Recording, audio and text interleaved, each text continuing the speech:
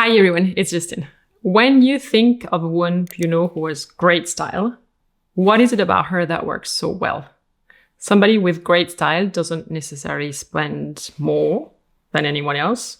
It's not that she follows trends more than you do. There is something more specific there. And when you look closely, I think that it comes down to specific habits, 7 habits to be precise, things they do consistently, intuitively, almost automatically. And here's what's interesting. None of these habits requires a bigger budget. Most of them are actually about stopping certain things, not adding more. So let's tackle each of these habits and what you can learn from that and apply to your own wardrobe. Number 1, dress for the life you actually have. What's in your wardrobe right now? My guess is that there are pieces in there that you bought for a version of yourself that doesn't quite exist. The cocktail dress for dinner parties that happen maybe twice a year. The tailored blazer for important meetings that are mostly Zoom calls now. The heels that are beautiful, but you live in a city where the streets are cobblestones. You know what I mean? So I'm not judging. To a certain extent, we buy for who we want to be, right? Or for a life we imagine ourselves living.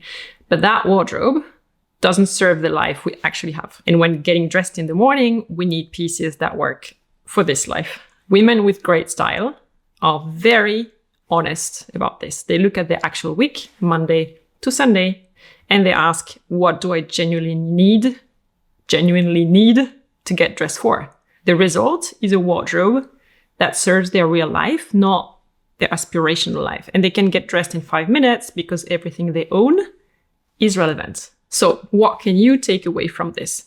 Write down your 5 most common activities in a typical week. Work from home, office, school runs, gyms, evening out, whatever it is. Then look at your wardrobe. What percentage of it actually serves those days? That number will tell you a lot. It's where you'll see whether your wardrobe needs some updating. Number 2, know your color palette and stick to it. Here, I'm not talking about doing a formal color analysis, though that can be very helpful if the color analyst is good. I'm talking about something more simple, which is noticing over time which colors make you look alive and which ones quietly drain you. Think about the colors you keep reaching for, the ones that get you compliments, the one that make you look great when you see your face in the mirror. Women with great style have a palette of, I'm going to say around 4 to 6 anchor colors that they trust. They may step outside it occasionally, but mostly when they shop, that palette is the filter. I would say at least 80% of your wardrobe should be in the colors that work for you. The other 20% are where you can experiment, for instance, with trendy colors, neon, colorful prints, etc. The lesson here is easy. Pull out the 10 pieces you reach for most, the ones you wear on repeat, the ones that feel like you, not your default pieces, but rather the pieces you really enjoy the color of, not the monochromatic basics. What colors are these? Write them down. That is the beginning of your palette. And to go deeper here, I have videos on creating a color palette for yourself. One video for warm skin undertones and another video for cool skin undertones. I link them in the card here in the corner and in the video description. Number 3, 1 interesting element per outfit, max. This is possibly the most powerful habit on this list, and it's also the simplest. 1 interesting element per outfit, 1. For example, a print blouse, great. Pair it with plain trousers and simple shoes. A statement necklace. Okay, wear it with a clean top and minimal stud earrings, if at all. It could also be an unusual color. And then you let the rest of the outfit support it, not compete with it. When there are too many interesting things happening at once, a print, a bold bag, chunky earrings, colorful shoes, the eye has nowhere to land. The outfit feels noisy, even if every single piece taken individually is beautiful. So I find that women with great style make deliberate choices. They identify the star of the outfit and they make sure nothing else is competing for that position. Practical takeaway for you. Tomorrow morning when you get dressed, ask yourself this question. What is the 1 interesting element in my outfit today? If you cannot answer in 1 second, something comes off. Habit number 4. Pay as much attention to fabric as to color and shape. Take 2 black blazers side by side on the rack. They can look almost identical. Same color, similar cut, maybe not even far apart in price. You try them on. One feels stiff, holds itself away from your body, catches the light in a synthetic way. The other one, drapes, breeze, move with you when you move. The difference there will obviously be the fabric, and it matters enormously in how the finished outfit looks and feels like. Women with great style touch a garment before they try it on, before they even look at the price. Because if the fabric doesn't feel right in your hands, it's actually called the hand of the fabric, it will not feel right on your body either. And beyond quality, texture also adds something that color and shape alone cannot. And that is depth.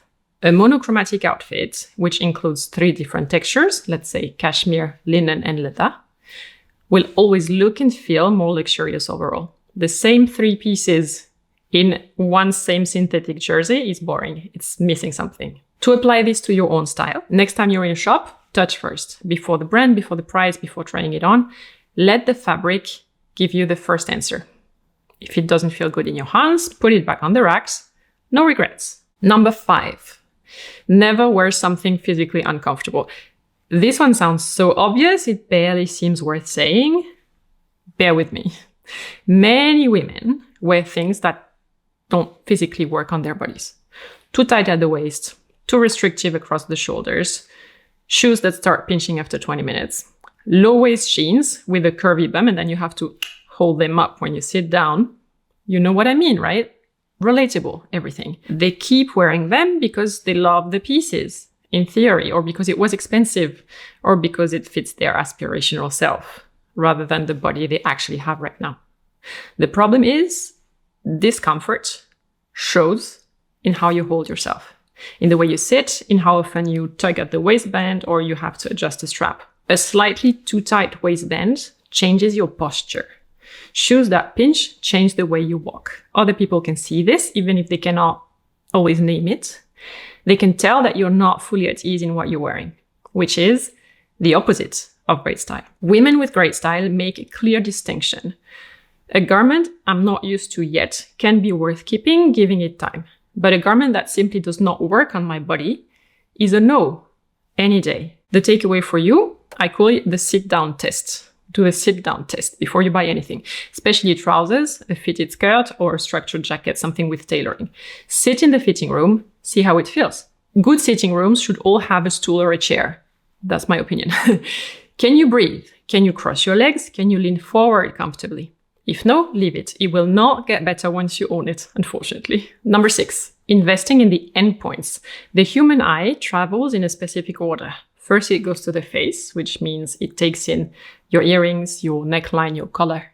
Then it travels down to the shoes, and then to what you have in your hands. These are the endpoints of your look, and they have a big impact on how the entire outfit reads. Women with great style know this and use it deliberately. Investing in garments, but then pairing them with lower quality shoes or low quality handbag will always show, I think.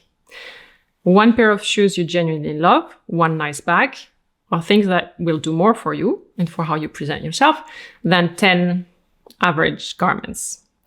This is especially true if your wardrobe is mostly minimal basics, then the endpoints are what makes it look intentional. Practical takeaway, look at your current shoes and bags. If someone could only see those 2 things in your outfit, what would they say your style is about? If you're working with a limited budget, by the way, investing in good accessories is a clever solution. Number 7. Know what you means and use it as a filter. This is the hardest habit on this list. It's also the one that makes all the others click into place, so to speak.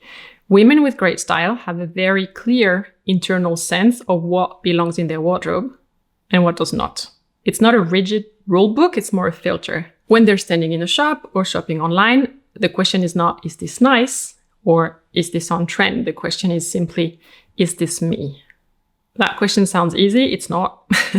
Because in school, we don't learn to define what me means in terms of styles, unfortunately. So we shop based on what's on sale, what's on the mannequin, what looks good on a friend, what influencers wear on Instagram, or an ad in a magazine. The result is a wardrobe full of things that are objectively fine and pretty, but not always cohesive because they were never chosen through one consistent lens. Good news, you do not need a complicated system to fix this. 3 words are enough. And this is your homework.